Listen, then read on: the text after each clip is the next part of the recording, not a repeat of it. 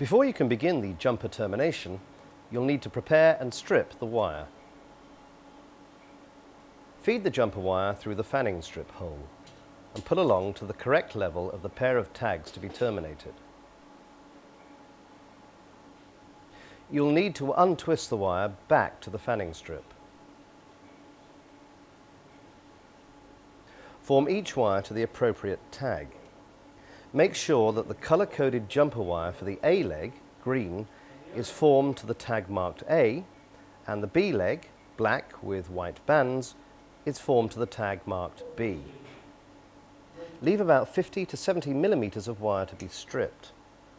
Cut off the surplus using a pair of nippers diagonal cutting 5-inch. Now you can strip the wire using a pair of strippers wire number 2.